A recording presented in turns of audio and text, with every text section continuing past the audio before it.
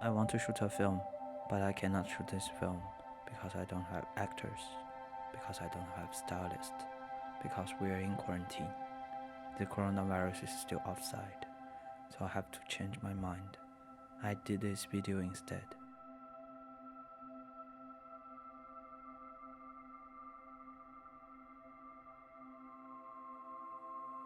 At the beginning, I thought it was just a virus. It might kill us, but it would end soon. It seems others thought the same thing as I did. It seems they were not just as naive as I was. They were way more positive. So they told me, calm down and wash your hands. I washed my hands 3,000 times, and there is still virus outside. Or maybe I'm wrong. They're not naive, not positive. Maybe they were just afraid like I was. Although my fear was about the death, theirs were about the truth. Maybe the truth is more terrifying than the death, so when people died from the virus, they became just ambiguous numbers. Maybe the truth is more powerful than death, so we all put on a mask to protect us from the fatal virus. Somehow, I guess, it can also prevent the truth from where it's born. Anyway, that's how we end up like this now.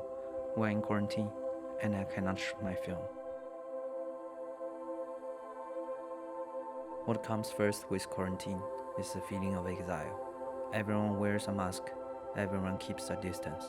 People are isolated in a closed space, just like in prison.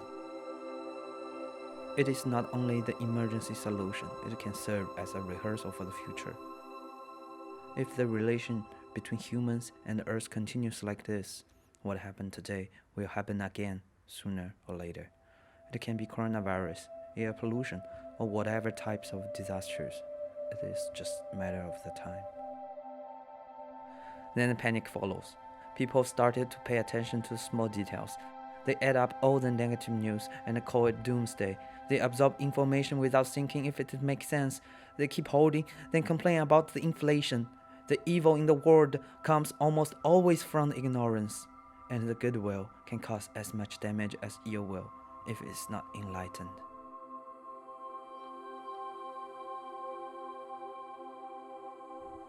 During the quarantine, I saw absurd things happening.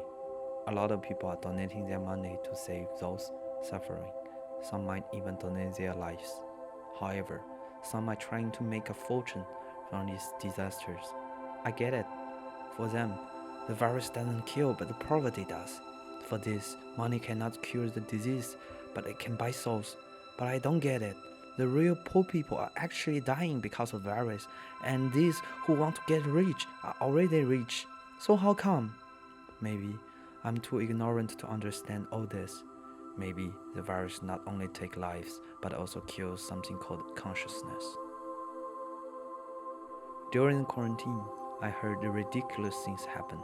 A hero died in hospital. Hero is a heavy title. It comes with death, at the cost of bad guy's fault. A good woman was flamed. Good is a dangerous adjective. When it is better than others expected, it might get you in trouble. During the quarantine, I experienced the paradoxical things happening.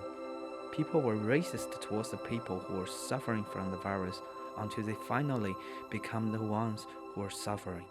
The countries that don't care what happened outside finally found it happening inside. In the end, I cannot do my film, but my eager to express continues to get even stronger. I can feel countless mouths inside of me. They all want to give a speech. A mouth for the food I cannot have at the moment, a mouth for the people I cannot meet at the moment, a mouth for the life I cannot have at the moment, a mouth for the dead I cannot help, a mouth for the anger I cannot release, a mouth for all others who wants to express.